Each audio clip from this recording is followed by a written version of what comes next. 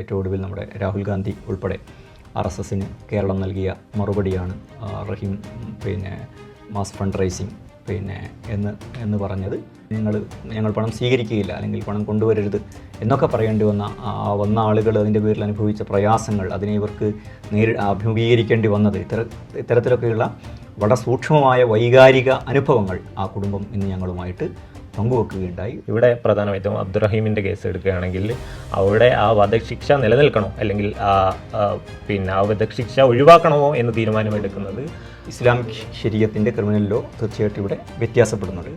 അബ്ദുറഹീമിന് മേൽ ആരോപിക്കപ്പെട്ടിട്ടുള്ള വധിക്കപ്പെട്ടു എന്ന് പറയപ്പെടുന്ന ആളുടെ രക്തബന്ധുക്കളുടെ തീരുമാനത്തിൽ അധിഷ്ഠിതമായിട്ടാണ് എന്താകുന്നത് ആ ശിക്ഷയും അതുപോലെ തന്നെ അബ്ദുറഹീമിൻ്റെ രക്ഷയും നിലനിൽക്കുന്നത് എന്നുള്ളത് നമുക്ക് കാണാൻ കഴിയും. അതിൻ്റെ ക്രിമിനൽ ലോയിൽ നിന്ന് അത് ലിബറൽ ഒരു കൾച്ചറും സ്റ്റേറ്റും ഇസ്ലാമിൻ്റെ സ്റ്റേറ്റും സൊസൈറ്റിയും ഒക്കെ തമ്മിലുള്ള വളരെ പ്രധാനപ്പെട്ട ഒരു വ്യത്യാസം.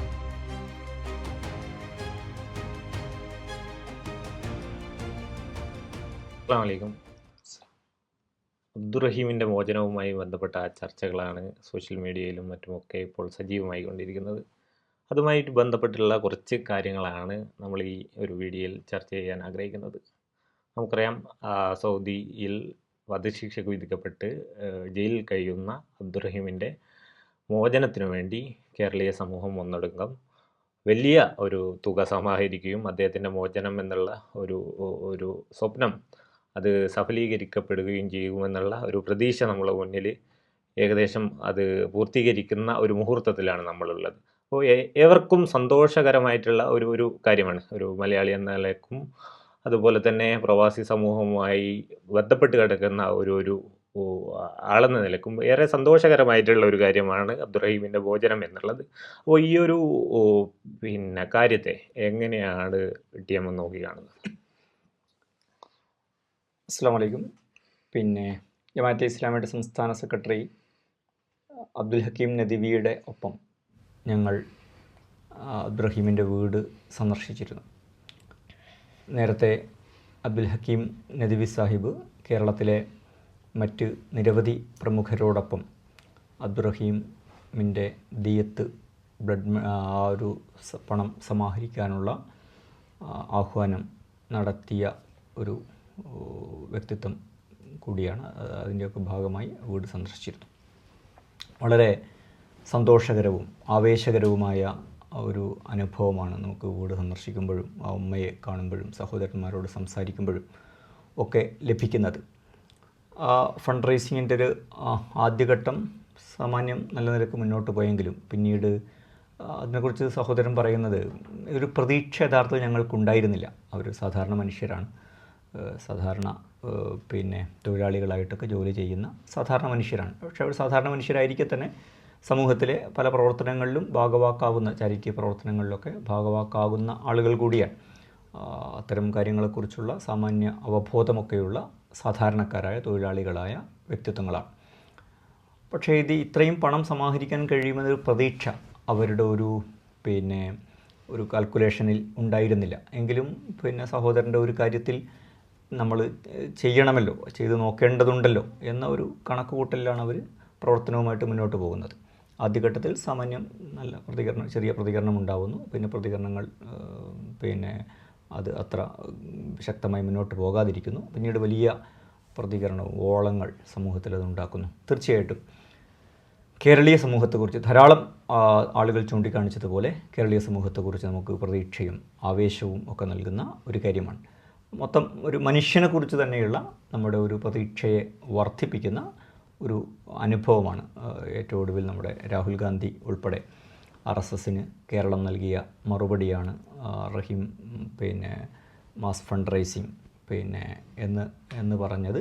അതിൻ്റെ മറ്റ് രാഷ്ട്രീയങ്ങൾക്കെല്ലാം അപ്പുറത്ത് വളരെ അതെന്ന നിലക്ക് ഇത് വളരെ വസ്തുതാപരമായ ഒരു കാര്യമാണ്, ആവേശകരമായ ഒരു കാര്യമാണ്. ആ കുടുംബത്തെയൊക്കെ സംബന്ധിച്ചിടത്തോളം അവരുടെ എല്ലാ കണക്കുകൂട്ടലുകൾക്കും അപ്പുറത്ത് കേരളീയ സമൂഹം എന്ന് പറഞ്ഞാൽ ലോകത്തിൻ്റെ നാനാഭാഗത്തുമുള്ള മലയാളികൾക്കാണല്ലോ ഇതിലേക്ക് ആക്സസ് ഉള്ളത്. അപ്പോൾ അവർ നൽകിയൊരു പിന്തുണ അവർ പറയുന്നുണ്ട്. അമേരിക്കയിൽ, ബ്രസീലിൽ, UK നിന്നൊക്കെ ഇതിലേക്ക് ആപ്പ് നോക്കിയാൽ നമുക്കതിനെ മനസ്സിലാക്കാൻ പറ്റും. ഫണ്ട് വന്നിട്ടുണ്ട്. അവസാനം അവർക്ക് പണവുമായിട്ട് വീട്ടിലേക്ക് വന്നവരെ തിരിച്ചയക്കേണ്ടി വന്നു.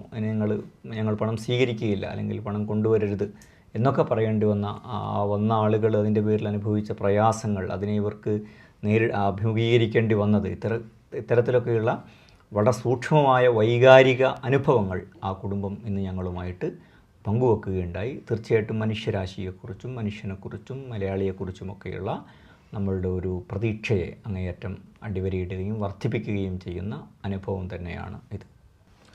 ഈ അബ്ദുറഹീമിൻ്റെ കേസ് എടുക്കുകയാണെങ്കിൽ ഇത് ഇസ്ലാമിക ക്രിമിനൽ ഒഫൻസ് അല്ലെങ്കിൽ ക്രിമിനൽ നിയമവുമായിട്ട് ബന്ധപ്പെട്ടിട്ടുള്ള ഒരു വിധിയാണെന്ന് കാണാം. നമുക്കറിയാം, ഇന്ത്യയിൽ നിന്നൊക്കെ അല്ലെങ്കിൽ മറ്റ് യൂറോപ്യൻ രാഷ്ട്രങ്ങളിൽ നിന്നൊക്കെ വിഭിന്നമായിട്ടുള്ള ഒരു സ്വഭാവത്തിലാണ് ഇവിടെ ക്രിമിനൽ ഒഫൻസിനെ കൈകാര്യം ചെയ്യപ്പെടുന്നത്. സൗദിയിലും അതുപോലെ തന്നെ ശരീഅത്തിൻ്റെ ഉള്ളിലും കൈകാര്യം ചെയ്യപ്പെടുന്നത് എന്ന് നമുക്ക് കാണാൻ കഴിയും. ഇവിടെ പ്രധാനമായിട്ടും അബ്ദുറഹീമിൻ്റെ കേസ് എടുക്കുകയാണെങ്കിൽ അവിടെ ആ വധശിക്ഷ നിലനിൽക്കണോ അല്ലെങ്കിൽ ആ വധശിക്ഷ ഒഴിവാക്കണമോ എന്ന് തീരുമാനമെടുക്കുന്നത് മേൽ ആരോപിക്കപ്പെട്ടിട്ടുള്ള വധിക്കപ്പെട്ടു എന്ന് പറയപ്പെടുന്ന ആളുടെ രക്തബന്ധുക്കളുടെ തീരുമാനത്തിൽ അധിഷ്ഠിതമായിട്ടാണ് എന്താകുന്നത് ആ ശിക്ഷയും അതുപോലെ തന്നെ അബ്ദുറഹീമിൻ്റെ രക്ഷയും നിലനിൽക്കുന്നത് എന്നുള്ളത് നമുക്ക് കാണാൻ കഴിയും. അത് ഈ ഒരു കൊല്ലപ്പെട്ടിട്ട് ഉള്ള ആളുടെ 3 സഹോദരിമാരും മാതാവുമാണ് ഈ അബ്ദുറഹീമിൻ്റെ കേസിൽ മാപ്പ് കൊടുക്കാൻ അർഹർ എന്നുള്ളതാണ് സൗദിയിൽ നിന്നുള്ള വാർത്തകൾ നമുക്ക് വായിക്കുമ്പോൾ അറിയാൻ കഴിയുന്നത്. അതായത് ഇവിടെയുള്ള പ്രൈവറ്റ് പാർട്ടീസ്, അതായത് വധിക്കപ്പെട്ടിട്ടുള്ള ആളുടെ ബന്ധുക്കളായിട്ടുള്ള പ്രൈവറ്റ് പാർട്ടീസാണ് എന്താകുന്നത് ഈ ഒരു ക്രിമിനൽ ഒഫൻസിലുള്ള ശിക്ഷയെ ലഘൂകരിക്കാനും അത് വിട്ടുവീഴ്ച ചെയ്യാനുള്ള അവകാശം അവർക്കാണ് യഥാർത്ഥത്തിലുള്ളത്. എന്നാൽ ഇന്ത്യയിൽ ഒക്കെ ഇതിനെ ഒരു ക്രിമിനൽ ഒഫൻസിനെ കാണുന്നത് ഒരു പബ്ലിക് ഒഫൻസ് എന്നുള്ള നിലക്കാണ്. ഈ ഒരു വ്യത്യാസത്തെ എങ്ങനെയാണ് മനസ്സിലാക്കാൻ കഴിയുക? തീർച്ചയായിട്ടും ഇത് വളരെ പ്രധാനപ്പെട്ട ഒരു കാര്യമാണ്. ഒരു മോഡേൺ ലിബറൽ സ്റ്റേറ്റിൽ നിന്ന്, അതിൻ്റെ ക്രിമിനൽ ലോയിൽ നിന്ന് ഇസ്ലാമിക് ശരീഅത്തിൻ്റെ ക്രിമിനൽ ലോ തീർച്ചയായിട്ടും ഇവിടെ വ്യത്യാസപ്പെടുന്നുണ്ട്. അത് ലിബറൽ ഒരു കൾച്ചറും സ്റ്റേറ്റും ഇസ്ലാമിൻ്റെ സ്റ്റേറ്റും സൊസൈറ്റിയും ഒക്കെ തമ്മിലുള്ള വളരെ പ്രധാനപ്പെട്ട ഒരു വ്യത്യാസമാണ്. ആ വ്യത്യാസത്തെ പഠിക്കാൻ കഴിയുന്നൊരു സന്ദർഭം കൂടിയാണിത് എന്നാണ് ഞാൻ വിചാരിക്കുന്നത്. അപ്പോൾ ഒരു ആധുനിക രാഷ്ട്രം, മോഡേണിറ്റി എന്ന് പറയുന്നത് അതങ്ങേറ്റം സ്റ്റേറ്റ് സെൻറ്റേഡ് ആയിട്ടുള്ള ഒരു കാര്യമാണ്. അവിടെ എല്ലാ കാര്യങ്ങളും ഭരണകൂടത്താൽ നിയന്ത്രിക്കപ്പെടുന്ന ഒന്നാണ്. പഴയ സ്വാതന്ത്ര്യത്തിന് തൊട്ട് ശേഷമുള്ള ഒരു പ്രതിപക്ഷത്തിൻ്റെ ഒരു മുദ്രാവാക്യമുണ്ട്, അരിതരാത്ത പണിതരാത്ത തുണിതരാത്ത ഭരണമേ. അപ്പോൾ അരിതരേണ്ടതും പണിതരേണ്ടതും തുണിതരേണ്ടതും സമൂഹത്തിലെല്ലാ കാര്യങ്ങളും നിർവഹിക്കേണ്ടതും ഭരണകൂടമാണ്. ഇനി അഥവാ ഭരണകൂടം എന്തോ കാരണത്താൽ നിർവഹിക്കുന്നില്ലെങ്കിൽ അരിയും പണിയും തുണിയുമില്ലാത്ത സമൂഹമായിട്ട് നമ്മൾ മാറുക എന്നതാണ് സംഭവിക്കുക. ഇസ്ലാമിൻ്റെ ഒരു സാമൂഹിക ഘടന തന്നെ ഇങ്ങനെയല്ല എന്നാണ് ഞാൻ മനസ്സിലാക്കുന്നത്. മറിച്ച് അതിൽ വളരെ പവർഫുള്ളായൊരു വ്യക്തിയുണ്ട്. മോഡേൺ സ്റ്റേറ്റിനകത്തുള്ള വ്യക്തിയേക്കാൾ വളരെ ശക്തിയുള്ളതാണ്, അവകാശങ്ങളും ബാധ്യതകളും ഡിഗ്നിറ്റിയും ഒക്കെയുള്ളതാണ് ഇസ്ലാമിക് സൊസൈറ്റിക്കകത്തുള്ള ഇൻഡിവിജ്വൽ എന്ന് പറയുന്നത് തന്നെ. കാരണം ആ ഇൻഡിവിജ്വലും അള്ളാഹുവും തമ്മിലുള്ളൊരു ബന്ധമുണ്ട്. രണ്ടാമത്തത് കുടുംബം എന്ന് പറയുന്നത് വളരെ പ്രധാനപ്പെട്ടൊരു യൂണിറ്റാണ്. അതിൻ്റെ ഒരു ന്യൂക്ലിയർ ഫാമിലിയുണ്ട്, അവരുടെ മാതാപിതാക്കളുണ്ട്, ഉലുൽ ഖുർബ എന്ന് പറയുന്ന കുറേ കൂടി വിശാലമായ കുടുംബം. അവർ തമ്മിൽ പലതരത്തിലുള്ള ഉത്തരവാദിത്തങ്ങളും ബാധ്യതകളും, ഇസ്ലാമിലെ അനന്തരാവകാശ സ്വത്ത് പരിശോധിച്ചാലും കുടുംബ ബാധ്യതകളൊക്കെ പരിശോധിച്ചാലും ഇത് നമുക്ക് കാണാൻ സാധിക്കും. മറ്റൊന്നൊരു ലോക്കൽ ഉമ്മത്തുണ്ട്, ഒരു സമൂഹമുണ്ട്. ആ സമൂഹത്തിലും പലതരത്തിലുള്ള ഇൻസ്റ്റിറ്റ്യൂഷൻസ് ഉണ്ട്, അവർക്ക് ഉത്തരവാദിത്തങ്ങളും ബാധ്യതകളും ഒക്കെയുണ്ട്. ഇപ്പോൾ വഖഫ് എന്ന് പറയുന്നത് അബ്ദുള്ള കുറേ കൂടി അതിൽ റിസർച്ച് ചെയ്ത ഒരാളെന്ന നിലക്ക്, ഗവേഷണം എന്ന നിലക്ക് അതിനെക്കുറിച്ച് ഇനിയും ധാരാളം എന്നേക്കാൾ കൂടുതൽ സംസാരിക്കാൻ സാധിക്കും. അപ്പോൾ റാഷിദ് ഖനൂഷി ഒരു സമയത്ത് പറയുന്നുണ്ട്, പലപ്പോഴും ഇസ്ലാമിക ചരിത്രത്തിൽ രാഷ്ട്രങ്ങൾ വളരെ സ്വച്ഛാധിപത്യപരമോ ജനവിരുദ്ധമോ ആയിരിക്കുമ്പോൾ പോലും ആ സൊസൈറ്റി വളരെ ഒരു വെൽഫെയർ സൊസൈറ്റി ആയിട്ട് നിലനിന്നിട്ടുണ്ട്. അതിൻ്റെ പ്രധാനപ്പെട്ട കാരണം വഖഫാണ്. കാരണം ഒരു നിശ്ചിത ആവശ്യത്തിന് വേണ്ടി വഖഫ് ചെയ്ത സംഗതി അതിനുവേണ്ടി മാത്രമേ ഉപയോഗിക്കാൻ കഴിയുള്ളൂ. പലതരത്തിലുള്ള വെൽഫെയർ സ്കീമുകൾക്ക് വേണ്ടിയുള്ള വഖഫുകളാൽ സമൃദ്ധവും സമ്പന്നവുമാണ് ഇസ്ലാമിക സമൂഹത്തിൻ്റെ ചരിത്രം എന്ന് പറയുന്നത്. അപ്പോൾ അത് ഫങ്ഷൻ ചെയ്തുകൊണ്ടിരിക്കുമോ ആ സൊസൈറ്റിയിൽ. മുസ്ലിം ഉമ്മത്തുണ്ട്, സ്കോളേഴ്സ് ഉണ്ട്, വേറെ പലതരം ഇൻസ്റ്റിറ്റ്യൂഷൻസ് ഉണ്ട്. അതിൻ്റെയൊക്കെ മുകളിലൂടെ ഒരു അംബ്രല ഓർഗനൈസേഷൻ അല്ലെങ്കിൽ ഇൻസ്റ്റിറ്റ്യൂഷൻ മാത്രമാണ് യഥാർത്ഥത്തിൽ ഭരണകൂടം. അപ്പോൾ അതേസമയം മറുഭാഗത്ത് മോഡേണിറ്റിയിലുള്ള പ്രശ്നം എല്ലാ അധികാരങ്ങളും മോഡേണിറ്റിയിൽ നിക്ഷിപ്തമാണ്.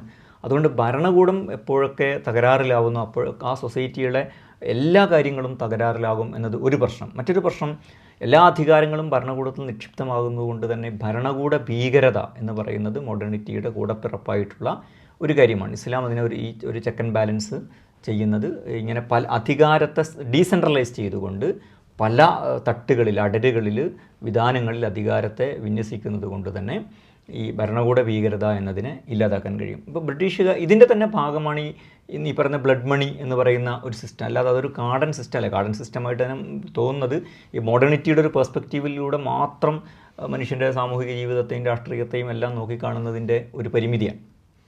യഥാർത്ഥത്തിൽ മോഡേണിറ്റിയേക്കാൾ മെച്ചപ്പെട്ട ഒരു സാമൂഹിക സിസ്റ്റത്തിൻ്റെ അടയാളമാണ് ഈ ദിയത്ത്, ബ്ലഡ് മണി എന്ന് പറയുന്നത്. കാരണം മോഡേണിറ്റിയിൽ പിന്നെ ഒരു വ്യക്തിയുടെ രക്തത്തിൻ്റെ അധികാരം, അയാളെ കൊല്ലാനും രക്ഷിക്കാനും ശിക്ഷിക്കാനും രണ്ടിനുമുള്ള അധികാരം, വ്യക്തിയുടെ മേലുള്ള സോവർണിറ്റി എന്ന് പറയുന്നത് സ്റ്റേറ്റിനാണ്. എന്നെ ഒരാൾ വധിച്ചാൽ അതിന് പകരം ചോദിക്കാനുള്ള സമ്പൂർണ്ണാവകാശം സ്റ്റേറ്റിനാണ്. ഞാനുമായി ബന്ധപ്പെട്ട വേറെ ആർക്കും അതിൽ പ്രത്യേകിച്ചൊരു വോയിസും ഇല്ല. ഇവിടെ അങ്ങനെയല്ല. സ്റ്റേറ്റിന് അധികാരമുണ്ട്. ശിക്ഷ വിധിക്കാനുള്ള അധികാരം തീർച്ചയായിട്ടും സ്റ്റേറ്റിന് തന്നെയാണ്, സ്റ്റേറ്റിൻ്റെ അപ്പാരറ്റസ് അല്ലെ ജുഡീഷ്യറിക്കാണ്. അതേസമയം ഘാതകനെ എന്ത് ചെയ്യണം എന്ന കാര്യത്തിൽ ഒരു സാധ്യത ആർക്കു കൂടിയുണ്ട്? ആ കുടുംബത്തിന് കൂടിയുണ്ട്. ഡീസെൻട്രലൈസ് ചെയ്യണം അവിടെ. ആ സ്റ്റേറ്റിൻ്റെ മേലുള്ള ആ സമ്പൂർണ്ണ അധികാരം, ബ്ലഡുമായി ബന്ധപ്പെട്ട, ജീവനുമായി ബന്ധപ്പെട്ട സ്റ്റേറ്റ് നിലനിൽക്കുന്ന ഏറ്റവും പരമമായ അധികാരത്തെ പോലും ഡീസെൻട്രലൈസ് ചെയ്തുകൊണ്ട് സ്റ്റേറ്റിൻ്റെ അധികാരത്തെ ലഘൂകരിക്കുക, അതിനെ കുറേ കൂടി മറ്റു മനുഷ്യരിലേക്ക് കൂടി, വളരെ ഇൻസ്റ്റിറ്റ്യൂഷണൽ അല്ലാത്ത വ്യക്തികൾ, കുടുംബങ്ങൾ പോലുള്ള ജൈവികമായ സംവിധാനങ്ങളിലേക്ക് കൂടി അതിനെ കൈമാറിക്കൊണ്ട് ഡീസെൻട്രലൈസ് ചെയ്തുകൊണ്ട് സ്റ്റേറ്റിൻ്റെ ഈ ഒരു ചെക്ക് ആൻഡ് ബാലൻസ് നിലനിർത്തുക എന്നതാണ് ഇസ്ലാം ചെയ്യുന്നത്. അതേസമയം കൊന്നവൻ, മോഡേൺ സ്റ്റേറ്റുമായി ബന്ധപ്പെട്ട വേറെ ഒരു കാര്യം, ഈ കൊലപാതകത്തിൽ എപ്പോഴും രണ്ട് തലമുണ്ട്. ഒന്ന് കൊല്ലപ്പെട്ടവൻ എന്നൊരു ഭാഗം അതിലുണ്ട്, വേറെ ഒന്ന് കൊന്ന ആൾ എന്നുണ്ട്. രണ്ട് മനുഷ്യരാണ്. അപ്പം ഇതിലെ മാനവികത ഏത് പക്ഷത്താണ്? കൊല്ലപ്പെട്ടവൻ്റെ പക്ഷത്ത് നിൽക്കലാണോ അതല്ല കൊന്നവൻ്റെ പക്ഷത്ത് നിൽക്കലാണോ? ഇതിലെ ഒരു സാമാന്യ ബോധം എപ്പോഴും കൊല്ലപ്പെട്ടവൻ്റെ പക്ഷത്ത് നിൽക്കുകയും കൊന്നവനെ കൊല്ലണം എന്ന് പറയുകയും ചെയ്യുന്നതായിരിക്കും. മറുഭാഗത്ത് ആധുനികതയുടെയും ലിബറലിസത്തിൻ്റെയും ഒക്കെ ഒരു ബോധം എന്ന് പറയുന്നത് കൊല്ലപ്പെട്ടവൻ്റെ നിലനിൽക്കാനുള്ള കൊന്നവൻ്റെ ഘാതകൻ്റെ അവകാശത്തെക്കുറിച്ച്, അവൻ്റെ നിലനിൽപ്പിനെ കുറിച്ചൊക്കെയുള്ള അതിനൊരുപാട് ന്യായങ്ങളുണ്ട്. പക്ഷേ ഇതിൻ്റെ ഒരു ബാലൻസ് ഇസ്ലാമിൽ ഈ നിയമത്തിൽ നമുക്ക് കാണാൻ പറ്റും. അടിസ്ഥാനപരമായി ഇസ്ലാം കൊന്നവൻ ഘാതകനെ കൊല്ലണം, കുത്തിബ അലൈക്കുമുൽ ഖിസാസ്, നിങ്ങൾക്ക് ഖിസാസ് നിർബന്ധമാക്കിയിരിക്കുന്നു. അതാണ് അടിസ്ഥാന നിയമം. തീർച്ചയായിട്ടും ഘാതകർ കൊല്ലപ്പെടും. ഖിസാസ് എന്ന് പറഞ്ഞാൽ തുല്യക്രിയയാണ്. അപ്പോൾ എന്താണോ ഞാൻ ചെയ്തത് അതെന്നോടും ചെയ്യപ്പെടും എന്ന് വരുമ്പോഴാണ് തീർച്ചയായിട്ടും മനുഷ്യജീവൻ്റെ സംരക്ഷണം സാധ്യമായി തീരുക. പക്ഷെ അപ്പോഴും ഖുർആൻ തന്നെ പറയുന്നത് തഖ്ഫീഫ്, ഒരു ലഘൂകരണം നൽകുകയാണ്. അവിടെ ഖുർആൻ വേറൊരു കാര്യം പറയുന്നുണ്ട്, കൊന്നവനെ തന്നെയാണ് കൊല്ലേണ്ടത്. അൽ അബ്ദു ബിൽ അബ്ദ്, അല്ലുൻസ വല്ലുൻസ ബില്ലുൻസ. അടിമയെ കൊന്നവന് കൊന്നത് ഘാതകൻ അടിമയാണെങ്കിൽ ആ അടിമയായ ഘാതകനെയാണ് കൊല്ലേണ്ടത്. പകരം ഒരാളെ കൊല്ലുക, ഇത്തരത്തിലുള്ള പല നടപ്പുകളും ശീലങ്ങളും പല സമൂഹങ്ങളിലും നിലവിലുണ്ടായിരുന്നു. അത് ശരിയല്ല. സ്ത്രീയാണ് ഘാതകയെങ്കിൽ സ്ത്രീയാണ് കൊല്ലേണ്ടത്. ഇങ്ങനെ ആരാണോ ഘാതകൻ അവരെ കൊല്ലണം. അല്ലാത്ത എല്ലാ ശീലങ്ങളെയും ഇസ്ലാം അവസാനിപ്പിച്ചു. മറുഭാഗത്ത് കൊല്ലപ്പെട്ടവൻ്റെ മാനുഷികത എന്നൊരു കാര്യമുണ്ട്. അതിനെ ഈ കുടുംബവുമായിട്ട് കണക്ട് ചെയ്യാണ്. അവിടെ ഖുർആൻ പറയുന്നത് നിങ്ങളുടെ സഹോദരനാണ്. ആ സഹോദരനിൽ നിന്ന് നിങ്ങൾക്ക് തഖ്ഫീഫ്, ലഘൂകരണം ലഭിക്കുകയാണെങ്കിൽ അത് തീർച്ചയായിട്ടും അങ്ങനെ ലഘൂകരണം നൽകുക എന്നത് നല്ല കാര്യമാണ്. ഇസ്ലാം അതിനെ ഖുർആൻ പ്രോത്സാഹിപ്പിക്കുന്നു. അതിനെ പ്രോത്സാഹിപ്പിക്കുന്ന പല പ്രവാചക വചനങ്ങളും നമുക്ക് കാണാൻ പറ്റും. അപ്പോൾ ഈ രണ്ടും പ്രധാനപ്പെട്ട ഇമോഷനുകളാണ് ഇതിൽ ഘാതകനെ ശിക്ഷിക്കണം എന്നതിന് പ്രാമുഖ്യം നൽകുകയും, കാരണം അതാണ് പ്രധാനപ്പെട്ടത്. അതിനെക്കുറിച്ച് ഖുർആൻ പറയുന്നത് വലക്കും ഫിൽ ഖിസാസി ഹയാത്തുൻ ലക്കും യാ ഉലിൽ അൽബാബ്. ഖിസാസ് യഥാർത്ഥത്തിൽ പ്രത്യക്ഷത്തിൽ അത് ഒരാൾ കൂടി കൊല്ലപ്പെടലാണ്. വധശിക്ഷയ്ക്കെതിരെ സാധാരണ ലിബറലുകൾ പറയാറുള്ളൊരു ന്യായമാണത്. മറ്റവനോ കൊല്ലപ്പെട്ടു, ഒരാൾ കൂടി കൊല്ലപ്പെടുന്നതിൽ എന്താണ് ന്യായം? അതിന് ഖുർആൻ നേരത്തെ മറുപടി പറഞ്ഞിട്ടുണ്ട്. അതിൽ നിങ്ങൾക്ക് ജീവിതമുണ്ട്. ഒരാൾ കൂടി കൊല്ലപ്പെടുക അല്ല യഥാർത്ഥത്തിൽ സംഭവിക്കുന്നത്. മൊത്തത്തിൽ ആ സമൂഹത്തിൽ മനുഷ്യൻ്റെ ജീവൻ എന്ന് പറയുന്നത് അത് പ്രധാനമാണെന്നും അത് സംരക്ഷിക്കപ്പെടേണ്ടതാണെന്നുമുള്ള ഒരു ബോധം ക്രിയേറ്റ് ചെയ്യപ്പെടുകയാണ് ചെയ്യുന്നത്. അതേസമയം ഈ വികാരത്തെ ഇസ്ലാം തീർത്തും അവോയ്ഡ് ചെയ്യുക അല്ല ചെയ്യുന്നത്. അതിനെ ഭരണകൂടവുമായി അല്ലെങ്കിൽ രാഷ്ട്രപതിക്ക് ദയാഹർജി നൽകുക എന്നതുമായി കണക്ട് ചെയ്യുന്നതിന് പകരം ഈ കുടുംബവുമായി തന്നെ കൊല്ലപ്പെട്ടവൻ്റെ കുടുംബവുമായി ബന്ധിപ്പിക്കുകയും അവരുടെ മാനുഷിക വികാരങ്ങൾ, തരള വികാരങ്ങൾ ഇതിനെ ഉദ്ദീപിക്കാൻ ശ്രമിക്കുകയും അങ്ങനെ നിങ്ങൾക്കത് പരിഹരിക്കാൻ സാധിക്കുമെങ്കിൽ പരിഹരിക്കുകയും ചെയ്യുക എന്ന ഇത് രണ്ടിൻ്റെയും ഒരു ബാലൻസിങ് ഇതിൽ നമുക്ക് കാണുവാൻ സാധിക്കും.